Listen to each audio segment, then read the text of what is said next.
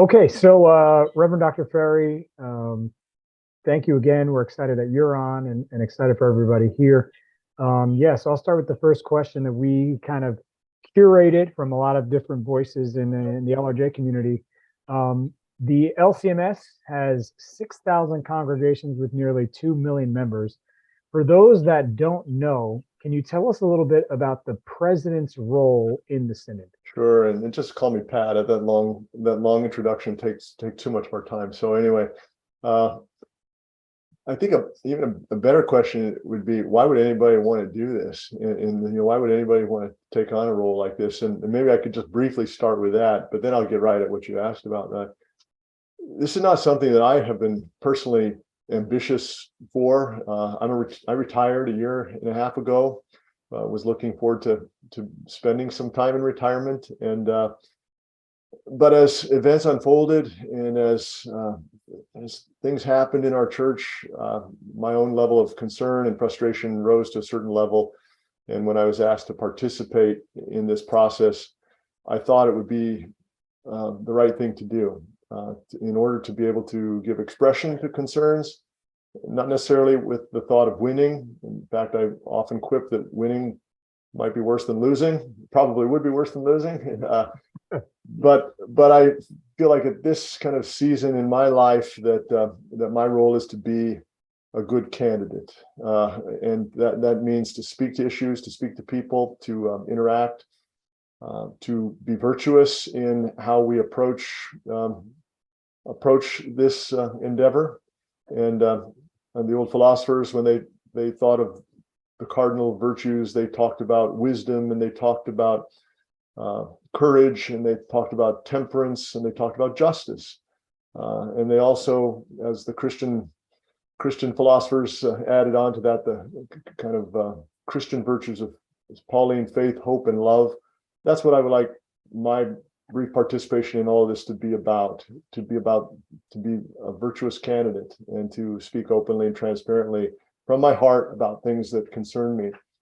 As for the position itself, which is your question, the bylaws prescribe a number of things that the president must do, and I knew this question was coming, so I thought I better look it up in case I have to do this actually. But they all seem sort of a little dreary in a way to me, but nevertheless, supervision regarding the doctrine of officers and districts and district presidents, make sure that everybody stays in accord with the Constitution, advise, admonish, reprove, make sure the resolutions of the synod are carried out, give reports at various conventions, has to be present at the meetings of districts and so on, additional duties assigned by conventions and bylaws, meetings, etc. Those kind of sort of matter-of-fact things, right? And then I think perhaps a more beneficial description of what the president might do in a kind of general way has to do with, what does the synod do, right? What's the synod's purpose? And as the leader of this, and this is, I think, quite important, that the synod is there to help congregations and ministries carry out their ministries as they seek to serve our Lord Jesus Christ, support member congregations, assist them as they conduct their ministries locally, helping them in assisting them in carrying out their functions of worship and witness and teaching and nurture and service and support. So, those kinds of things are more affirming, right? They talk about walking alongside rather than just looking over the shoulder of others to try and make sure everybody stays in line. And finally, I would say that a lot, I was a college president for 24 years, right? So there are different presidential roles, and different leaders lead in different ways. And there are many styles, I suspect, that work effectively. But to me, the president of any organization, including the Lutheran Church Missouri Synod, would be to, I think, to set the tone, to kind of represent what is most important about the church and its ministry. And for us, of course, that's first and foremost the gospel of our Lord Jesus, and to be a clear witness to the hope that is ours in Christ for all people in all places. We have the largest Protestant school system in the country, in addition to the Concordias, which you're familiar with. We've got 1,800 LCMS Lutheran high schools, elementary schools, early education centers, and they're all growing increasingly more diverse, even as our congregational membership and leadership remains pretty consistently mono-ethnic. So as synodical president, how would you empower, equip Lutheran schools to bridge this divide and better serve these diverse students and faculty? Yeah, I recently had a chance to speak to a group of pastors of large churches in the Synod, and I indicated to them that they were the second most disenfranchised group in the Synod in a way, because they have these big churches, but they only get one vote just like everybody else. That said, the most disenfranchised group in the Lutheran Church Missouri Synod are our educators, our teachers, upon whom we rely so much to fulfill important ministry within our church, and really at the kind of grassroots level. As you point out, Josh, increasingly with opportunities to reach a wide range of students from all kinds of backgrounds, which I think is just such a blessing that we have this opportunity. You mentioned my involvement in higher education, and for 30 years as part of the Concordia University system. We lived in Milwaukee for many of those years. So my kids, a couple of them are on here this evening. They went to our parish school in urban Milwaukee, Mount Calvary Lutheran School in Sherman Park neighborhood of Milwaukee, K through 8, and then on to Milwaukee Lutheran High School. And so they were a part of a parish school and a high school that was very much engaged in a changing demographic. And when we moved into Sherman Park neighborhood, it was a very mixed race community. By the time we moved from there, our kids were about the only white kids in their school, because of the choice program that allowed Mount Calvary to bring lots of kids from the neighborhood into that ministry. And then Milwaukee Lutheran was undergoing a similar transformation. And I always felt like it was just such a blessing for our kids to have that educational experience, to engage and to interact with others who are having a very different life experience in many ways from their own. So that, at a personal level, that was a great blessing. And I see John Oberdeck is on here this evening, still a member at Mount Calvary, my colleague from Concordia. He could speak to that as well. But what a great ministry in that urban context. At Concordia, we also were experiencing opportunity to reach students from all over the world, from all kinds of background. And it was our experience that with the particularly African-American students on our campus, that it was a challenge for them to be successful. And so we're always asking the question, what do we need to do in order to make sure that their Concordia experience is as positive a one as it possibly can be? So these questions have been important to me for a long time, personally, for me for a long time. And I've always felt like the president of the Synod should have a role of being great champion for our schools. I mean, the kind of chief cheerleader, and not again just the part of being the kind of chief critic or supervisor, as it were, of what's going on. We are I think strategically placed in the many settings where we're located for such a time as this, and we will reach people in our schools with the hope that is ours in Christ. Reach them in ways that we can't in any other way, and that's a tremendous blessing for us, something to kind of seize the day on. And I'm glad to say that I think many of our schools really do get that. More recently here, I've been in Austin, Texas. Last year, I had a chance to be a part-time executive director of the Lutheran High School here in Austin, and it's very few of our students were from LCMS congregations, very few, but we had many students that we had a chance to reach every single day, and what a great blessing that is. I think it's at the very forefront of the mission endeavor of the church, our schools at every level. We received a question from someone in the community, and so I'll kind of ask it as they wrote it, so that that's the way you'll be able to hear it. They asked and said, as a long-serving Black LCMS Lutheran, I have observed and experienced that the larger LCMS has a problem addressing large and small scale racial crises. Is the church body president a witness in the public square, and how? Yeah, that's a great question. This is in some ways surprising that we, especially the first part of the question, I want to kind of break it into two parts. It's just kind of surprising to me that we have so much difficulty with this question. I mean, issues with regard to race obviously are highly charged in our time and place, and for us not to be sensitive to that, or to be mindful of that, and to be engaged in that, again, is it's just a curiosity to me in a way. I mean, my head's not in the sand, right? I mean, I've been around a while. I grew up in the 60s. There was a lot going on in terms of social justice issues in the 60s. I'm a historian, that's my training, not an American historian, but I read a lot of American history. And this issue of race and racial tension and racism is I mean, it's been a part of our story for a long, long time, and it's still a part of our story. And how we can somehow dodge the question or avoid the question is just very difficult for me to understand. We need to be there. If people are concerned, if there are tensions, if there are issues, then we need to be there as a part of that conversation. You talk about the president as a witness in the public square. That's a very interesting question, and it's my answer is an unqualified yes, but with a mindfulness that's a sword that can cut two ways, right? So on the one hand, the president of the synod should be an unqualified witness to the gospel of Jesus Christ in the public square, in the church, anywhere, everywhere, right? This is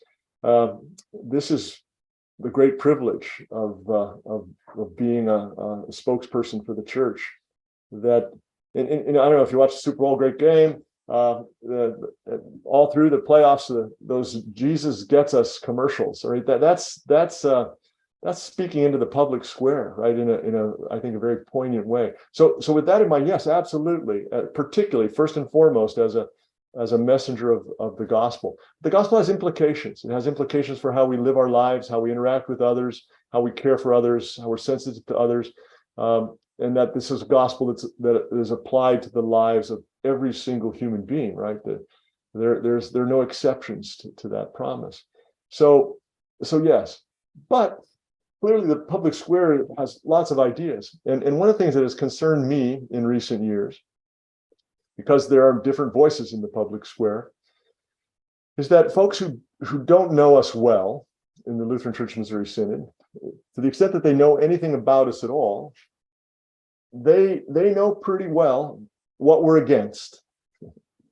They know what we're against. And because we've made that abundantly clear, I'm less sure that they know from our conversation in that space, I'm less sure that they know who we're for, or even more to the point, who is for us, for all of us, and that is Christ. And so I think that's important.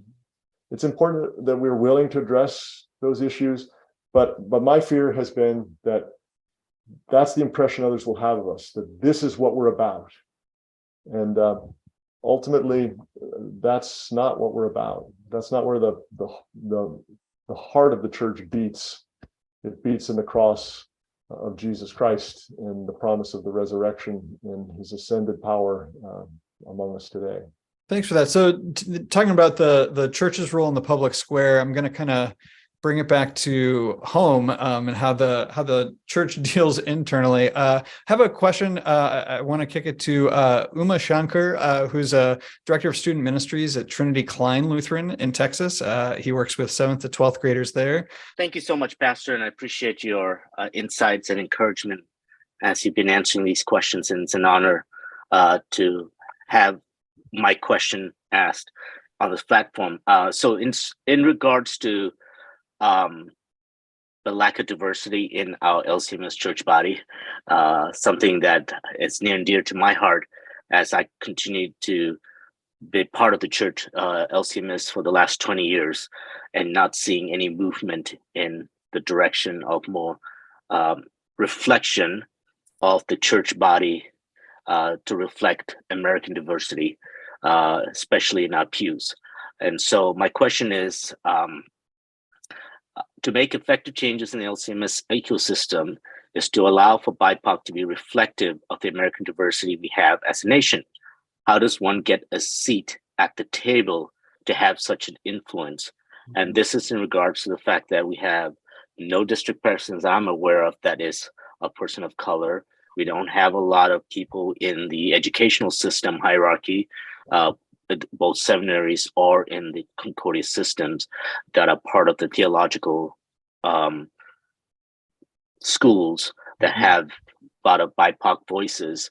And so how can we find a seat to have a opportunity to speak into these situations? You're absolutely right. As you kind of identify our demographic and how woefully not diverse we are, and to the extent that our church does not reflect the Christian church on earth, right? From people from every race and tribe, and to the extent that we don't come close to that measure, is an invitation to us to do some self-reflection, right? And why is that so? What is that about our culture? And frankly, it's I think the ELCA has a similar demographic challenge. So it's not really intrinsically a matter of one's political perspective, although everything should be factored into that consideration and to weigh into it. I think it's important that we distance ourselves from those who would say, well, this is just our place in the whole thing, right? That we do effective ministry to white folks who live in the Midwest, and that's our niche. I mean, that's simply not an expression of the gospel, right? It's again something that would invite self-reflection. But this is kind of what has happened, isn't it? And I think about it in terms of higher education, for example. So, we lost our only historic Black college. We lost our presence in the cockpit of the world, right, in New York City. I mean, good grief. We lost our presence in the Pacific Northwest, where obviously Christian witness would be a welcome thing. It's an important thing. And so we have just this enclave for the most part in the Midwest. I mean, we have school in Texas and California, and we're grateful for that. But we have this kind of, it just gives the impression that the only thing we can do is to meet the needs of certain sorts of people. So your question is not only fair, it's absolutely critical. How can we learn from each other? And I think one of the things that I would try to do and to invite is to bring more people into the conversation who can help to inform the conversation from different perspectives. And hopefully much of that could be accomplished within our communion, our community. But if we have to go outside of that to talk to people to learn, we shouldn't be afraid of that either. There are things we need to learn. I mean, we may not come from a university perspective, right? We had all kinds of stakeholders, not just LCMS congregations, those for sure, but we had neighbors and we had alumni and we had students who came from all kinds of backgrounds and faculty too. So I'm used to saying, let's bring people to the conversation to help us to understand better so that we might do this ministry more effectively. It probably won't change overnight, right? But we've got a lot of room for improvement. So you got to start somewhere. I actually pitched this one a little bit to Josh on the late end because it's something that is a little bit new. I'll give a quick little mini history intro. It's very recent history. Maybe it's a news brief because it just happened in the past week, and then I'll ask it. In the last week, there was some significant Well, I don't know how long the research took, but a significant amount of research came out about pretty significant white supremacist behavior and racist behavior from LCMS church members that are public and vocal, especially in the social media realm. And so I'll ask this question with that in mind. If you don't know what I'm talking about, I'm sure we can send you the article that came I know, out. no, I know what you're talking about. Oh no, I knew you would. I'm saying like everybody on Okay. the call if you're not familiar. But I'll ask the question in that because it's something that I've been thinking a lot about and wrestling with.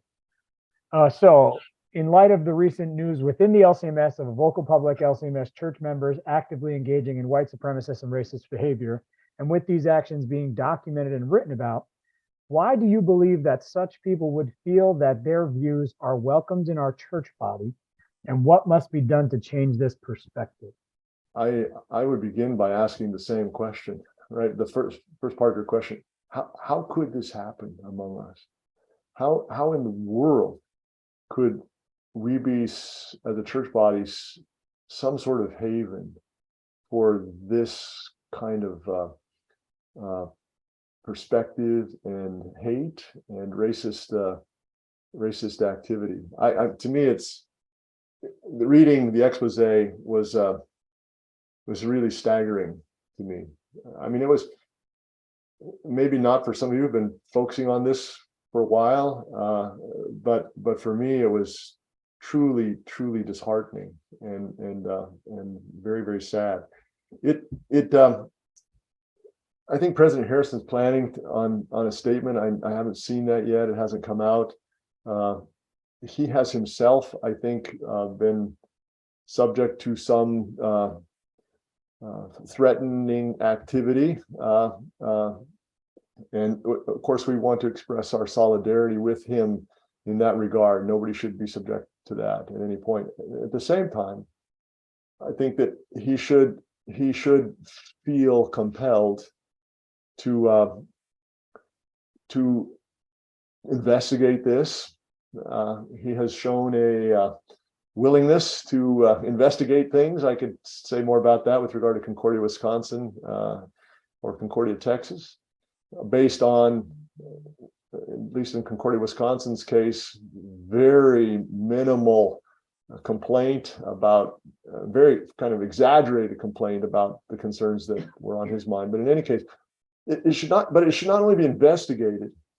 This should be a time for pretty intense self-reflection among us, among all of us for sure, but at that leadership level in particular. And your earlier comment, as you led into this, Matt, about the echo chamber, right? That I mean, good grief, we just listened to each other on this, and the problem accelerates, and as it gains fuel and fire, and we really, I think this is a time of very important self-reflection, because there is a lot of chaos and anxiety out there right now, and it's some of it's directly related to this ugly reality that is encroached upon us. I think it's also important maybe just to not simply point fingers as far right as we can, but for all of us to be involved in this reflection. And that's a useful thing. I know people are real sensitive about that. If we say that, we should kind of look within, like, what are you accusing me of? I'm not accusing you of it. I'm telling myself to be a part of this as well. And all of us should be a part of that kind of penitential activity to root out the ugliness of sin in each of our own lives. To me, that's just part of the Christian discipline, right? It's just something that we do. And we do need to hold each other accountable collectively on some of these questions as well. I'm really sorry that this has happened, but I guess I'm glad that it's being brought to the light of day in such a compelling way. I don't know how else we would have begun to get at it, and hopefully we will. Can I ask something in addition to what Reverend Gonzalez just shared, from a perspective on the BIPOC community? Is I feel like as this rhetoric continues to bubble and burst within the LCMS stratosphere, so to speak, the voices of the BIPOC are then being silenced as a result, because these white supremacist racist voices tend to be far more, have a bigger platform, have more value maybe in the space, so to speak. And so what can we do to address the fears that BIPOC community might have in order to not feel silenced or not feel marginalized in an already marginalized setting? Yeah, and I have only observed it more recently, the last year or two, your own activities as part of Lutherans for Racial Justice. I've always found your responses to be charitable, thoughtful, poignant, and purposeful. And I have also observed how bringing that perspective has been often met with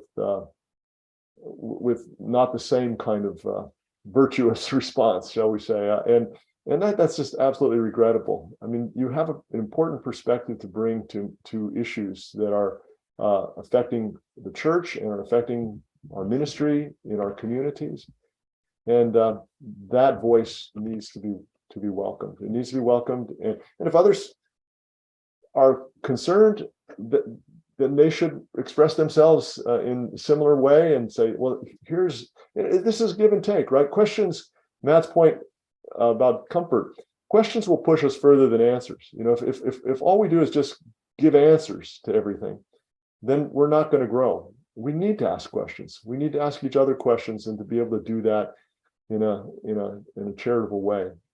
One of my expressions that I enjoyed using a lot at Concordia, it has to do with higher learning, I suspect, to some degree, but that's not its original context. I'm a European historian, 17th century, John Milton. This was after the English Civil Wars, lots of chaos, political chaos. And he once made this, I think, very, very important statement when he said, let truth and falsehood grapple. I mean, let truth and falsehood grapple. Because what does truth have to lose, first of all, right? It's truth. But how else are we going to test these things? How else are we going to learn from these things? This dialectic is a good thing, right? It's and the back and forth can be very helpful and very healthy, and it should be welcomed in the church as well. On that note, wanted to have our next question from the LRJ community here from another layperson, Sherry Littlefield. Thank you all so much for doing this tonight. So my question, how do you win the hearts and minds of the median LCMS member when it comes to racial justice topics, like championing them, making others realize it's important and that racism in the LCMS is a reality? I'd like to hear you speak to that a little bit. Yeah, this is I think an extraordinary question, and it goes, I suspect probably Sherry, you and others would have even better insights into that than I might at this point. But I think that awareness is the first step, and willingness to engage the question is critical. I wish I could diffuse some of the kind of vitriol and the rhetoric that's going on around these issues, but I can't. And it's not just intrinsic to the Lutheran Church Missouri Synod, right? I mean, this is a cultural hot button. And one thing that I have found, I think to be particularly regrettable, and something that we've all got to think about, is that how much is our theology driving our politics, and how much is our politics driving our theology? You know, I don't mean to interrupt, but yeah, I do want to say that I've never worked for the LCMS, but I am a lifelong LCMS member. Mm-hmm. I'm a professor. I work for a large retail company for corporate, mm-hmm. and we take specific steps into dismantling racism, into doing specific workshops mm-hmm. that show how to undo some things, how to be more welcoming to the BIPOC community. And I'm just curious, with your You're wonderful. I think you've done so much good work. I'm not at all trying to discount that. But I think of what could Concordia do? What could the average church do? What could the mega churches do? Because I think there's a lot that can be done. I think you're right. And I think that maybe sometimes when questions have come to me during this campaign, they have been, what will we do? And I don't know exactly everything that I might do, but I can tell you what I've done. And at Concordia, on both of our campuses in Ann Arbor and in Wisconsin, we took days. This was just before COVID and just before George Floyd, too, by the way. We took days on both campuses to address the question of racial tension, and it was pretty well received. And we had a few people who would want to do any kind of in-service, and others who kind of push back on it. But I thought it was very productive for us and very, very helpful. We could not have anticipated everything that was just about to unfold in the broader culture. And I know that sometimes these kinds of things now are meeting with very particular resistance, aren't they? That what are you implying or what are you suggesting? So I think we have to be thoughtful, gentle, again, setting a tone that says, look, there are things we can all learn, right? I'm not accusing you of anything. I'm just saying that this is important for us to be considering these issues. And it's been important. It was important before now. It was important before George Floyd, right? So that's why we took days, brought in speakers. The entire community was engaged in that discussion. The idea was, and this is again, COVID sort of interrupted it, was that we wanted to figure out how we could best also have those conversations then with our students, right? This was all about preparing for that. I just want to do a quick kind of follow up on that. Something that has happened. If we look back to 1994, there was a big CTCR document that came out, condemning racism. In 2019, and there have been several over the years, but at the 2019 convention, there was a resolution to condemn racism, and there have been statements, by a synodical president, by others, in the past few years. Do you think that the synodical president or the synod has the agency ability to do something beyond making statements? And if so, what? Yeah, no, it's and President Harrison has had some strong statements in even within the past year about this. Statements are fine. It is. As I read at the beginning from the handbook, Synod's role is to kind of come alongside and to support congregations in their ministries. And so this would be helpful for us to think about how can we support each other? Who's doing this well? Where are best practices when it comes to these kinds of discussions? Where is ministry effective in this regard? I think it's possible, Josh, to do more. And I think that it's important that we don't just see it as kind of a peripheral issue among many others. But it is a reflection of our gospel witness, right? That God's love in Christ is about reconciling the world to himself. And so the church's ultimate ministry is a ministry of reconciliation between God and people, and then encouraging people to be reconciled to one another. Here we have a question. How adept you are wrestling with systems and structures that are not aligned with your vision? What methods have you used? Would you consider in these times? I'll give an example. Fair enough. So this is Dave Benke. Hi, Pat. My example is that the Missouri Synod was, and most people don't know this, but was the most prominent Protestant denomination in the United States in affordable urban housing for poor people, Black and brown people, for a good number of years. I was there, I was involved in it, and we started something at the national level. Through the years, that became a group called the National Lutheran Housing Support Corporation later on. I was the president of that for a while. And we had an African-American woman, our CEO, Black staff, over 2/3 majority non-white board. And the Missouri Synod 3 years ago decided to shut it down, even though it was successful. And this was done with the tacit support of the synodical president through the board of directors. There was a situation where something which was incredibly good was thrown right under the bus, and it was the lack of adept wrestling at a certain level by leadership to undo that mess.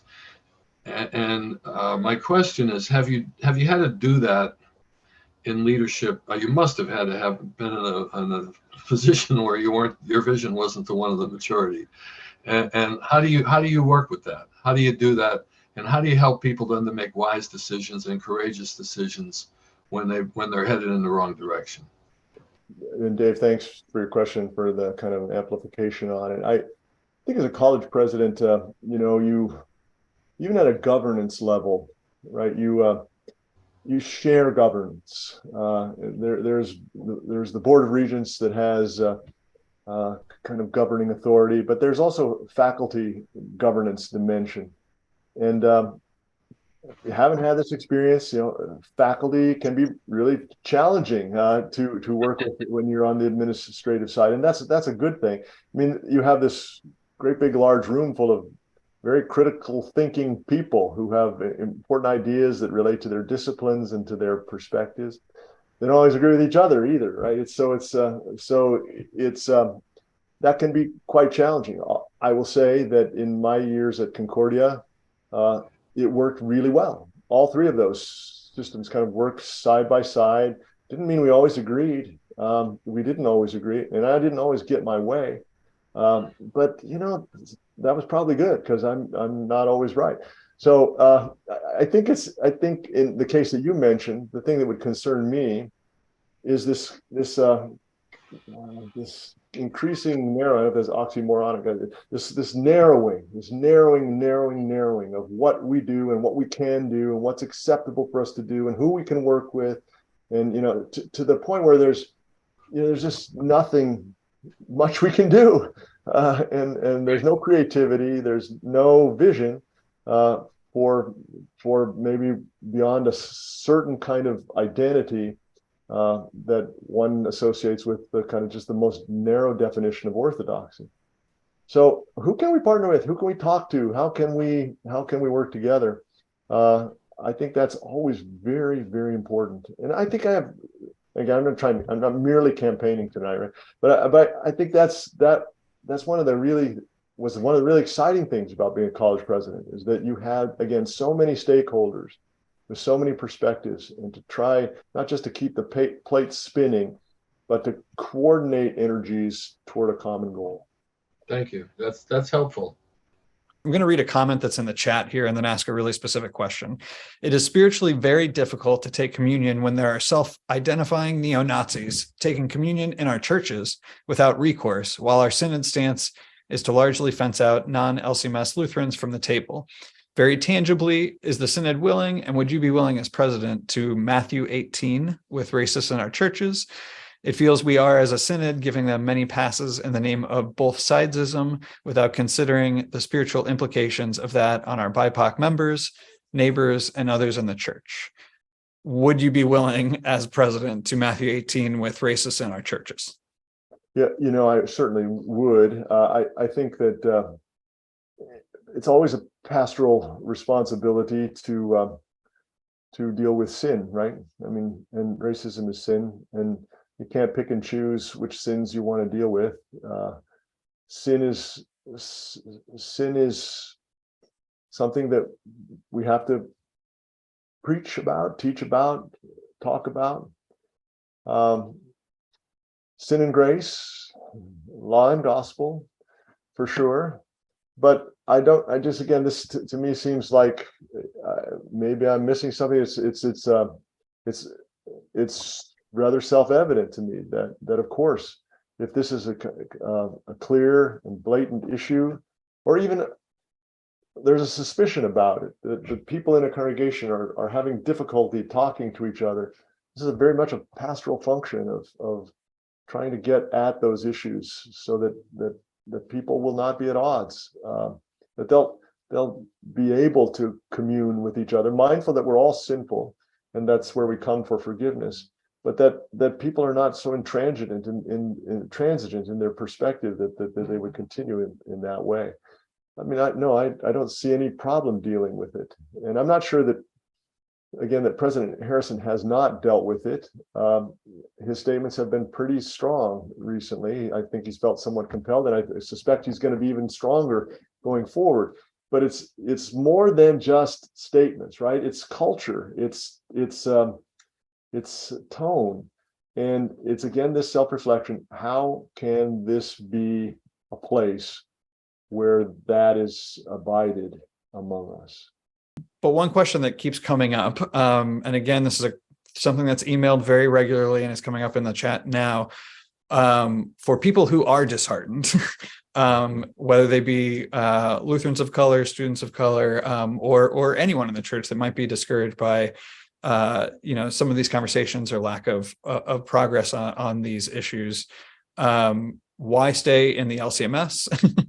Why stick with it? Why stay in our schools? Do you have any words of hope, or what keeps you going?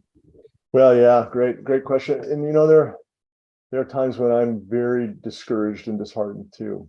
I think that I'm an adult convert to Christianity. I became a Lutheran because of the winsome witness of the gospel. People who cared about me as a young man and helped me work through those questions, and that ours is a winsome theology, right?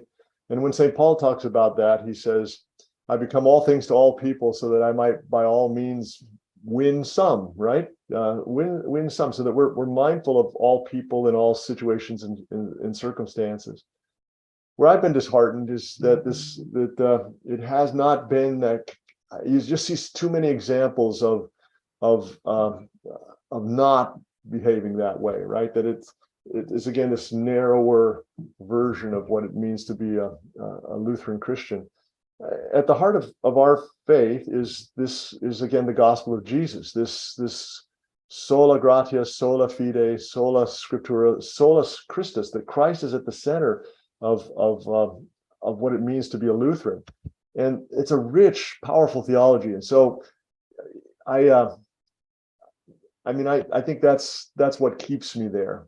In some ways, Winston Churchill said, what did he say? The democracy is the worst system of government imaginable, except for all the others, right? In some ways, I feel that way about the Missouri Synod. For all our warts and problems and difficulties, you'll find those in other churches too. But we have a richness that I think is worth fighting for and worth supporting and tending for. And I think that's why I'm engaged in this conversation at this time with you, but also in the broader conversation about synodical politics. And we can do better. I just think we can do better than we've done. And I'm hopeful that we will. So real quick, and if the answer is no, that's okay too. Do you have any questions for this LRJ community that we could have some dialogue, have some feedback, those kind of things? Well, just one very important one that I think would be most critical for me is that in the unlikely event that I am elected president of the Lutheran Church Missouri Synod, how would you like to be involved? How can I be helpful? How can we work together? I know Uma has mentioned in his question, and then he just mentioned in the comment, a seat at the table. And I'm going to take it a step further. And I think it needs to be more than a seat, but it needs to be a voice heard and listened to well. Mm-hmm. And I say that because I think being at the table and then, I always, let's go to the gospel, right? Like, I appreciate receiving the crumbs from the master, but I'd like to actually be seated and have a plate and be served. And I think that for a long time, communities of color have felt like, the crumbs from the master kind of thing. And I know that that's sad and it's heartbreaking, but I also think it's reality. And I think, kind of sometimes it's like seat at the table, but make sure you have your wrists taped to the chair and your mouth taped shut. you know, so you can sit there, but you better not say anything. And so I guess for me, to your question, it's really knowing that the voice is going to be listened to and not just suggestions be made, but, you know, or research be done. And then like, yeah, we're not going to address that, but more of, okay, how do we step into this? How are we bold in our witness? You know, I think it's heartbreaking. And you brought it up too, you know, that we've lost some real critical places like Selma, you know, the work that I have Bishop Benke, that's who he is to me. Bishop Emeritus Benke, Dave Benke brought up, you know, those kinds of things, those being lost tells me that we didn't have voices at the table that were being heard and acknowledged and even heeded to, right? You know, where it was like, hey, obviously these are good things we're doing and these are in communities that we need to be engaging because we haven't been. So I guess that's a big thing for me is making sure that, and I'll be honest, it doesn't need to be me and Josh, right? Like we kind of sparked something that a lot of other people greater than we, like Uma, like Janine Bowling, who's on this call, some others have really been instrumental about and vocal about, and Dave Benke, right? And so making sure that their voices are, you know, not only heard and amplified, but really, yeah, like really listened to, you know, and guided by to help guide some of the things that we do, I think is really important. Well, you know, I think too, just briefly, if I might, that given the significance of this in our cultures, not that it's newly significant, but that it's so dramatically significant, that why wouldn't we want to listen to the people whose finger is closest to the pulse of that, of what's going on, who are thinking about this a lot, who are spending a lot of time on it. I mean, I've only had a few conversations with some of you, but I've learned a ton. I mean, just in the last month, I've learned so much, and I've always thought that I was pretty aware that I read and I think, but it seems to me that should be already the case, and not to begin with the presumption that by listening to you that we're yielding to some sort of wokeism that's going to corrupt us and send us down a path that we dare not go. I mean, that should not be our presumption. Our presumption should be that these are people, that we're all people of goodwill, that want the best for our church and our community, and that we trust each other, and that we love each other, and that we can learn from each other. I just want to flag a couple of the comments that are being made just to make sure they're part of the conversation too. Restructuring and funding to create best fit contextual communities was a hope that was put out there. Another one that LRJ is no longer needed because we see that these issues and voices are at the table impacting our future. I would love for that to be the case. Creative pathways to leadership for all in the church. And any other comments before we move on? Oh, a question that was posed. Oh yes. Are there any first VP and regional VP nominations for consideration? Would put that no pressure, but we'll put that to you if you have anybody in mind. And then yeah, we'll be talking about that in the weeks to come too. So thank you for the question. And others have asked me that along the way, and this is kind of my official response to that, and it's also sincere.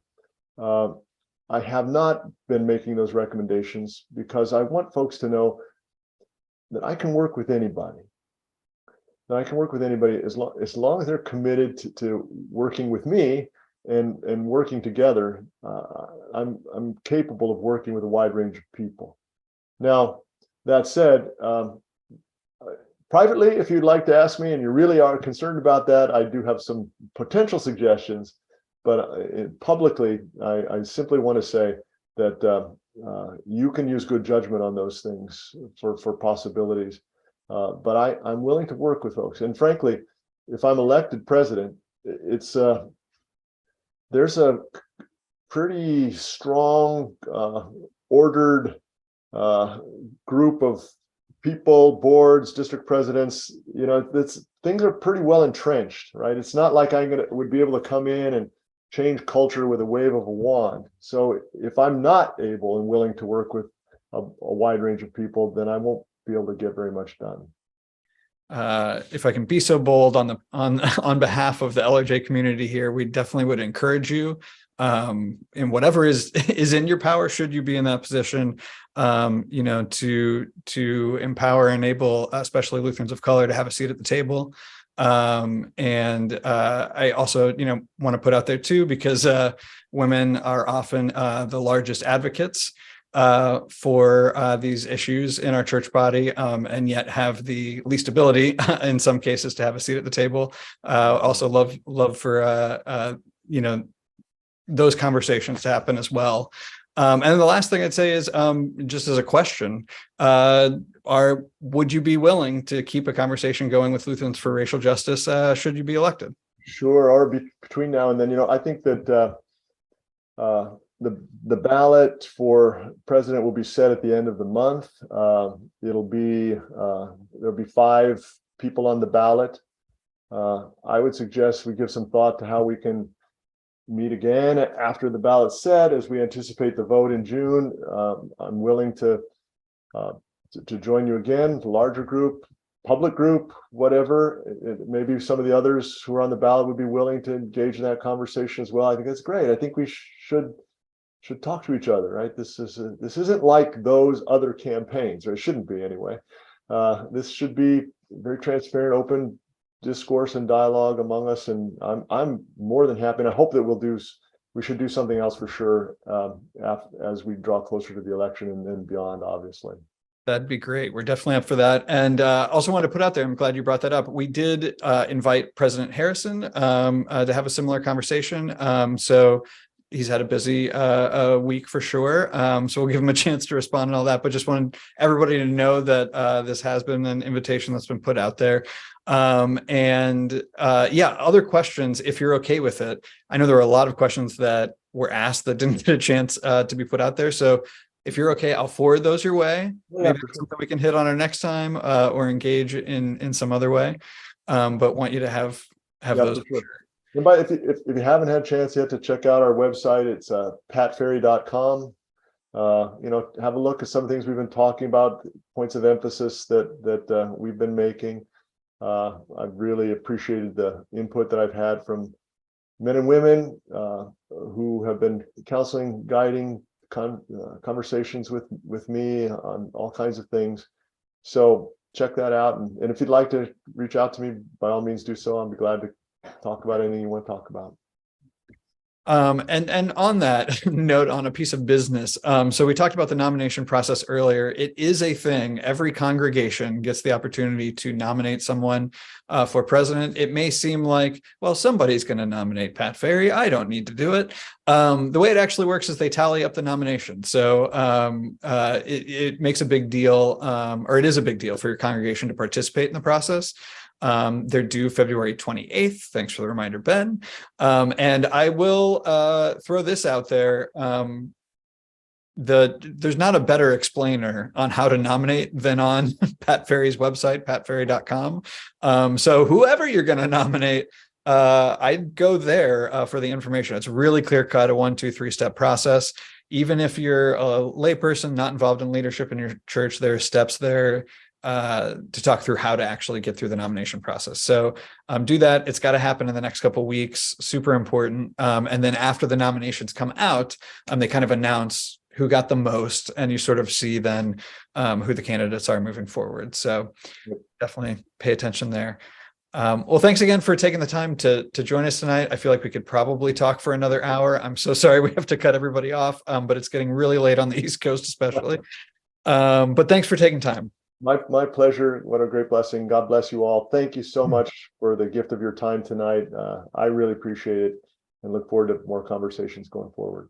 One other thing I just wanted to say, because I think it's important, how grateful I am, and I guess I'll speak on behalf of the LRJ community, that one, that you would be willing to have the conversation. Two, that you're, as you prepare for the possibility of being in such a prominent position, and let's be realistic, a position of power in our church body, that you are so faithfully witnessing by having these conversations and being really intentional about it. And I think the other thing is, it's something that is exciting for me as somebody who's been a Lutheran for a long time, knowing that we have not gotten such favorable opportunity thus far, that you have that as a priority, because I think it's so important to the future of our church. You know, and yeah, so thank you for doing this. It's really You're welcome, important. and the privilege has been all mine, I assure you. Great. All right. Have a good night, everybody. Thanks again. And we'll look forward to talking again soon, Dr. Ferry. Thanks, everyone. We love you.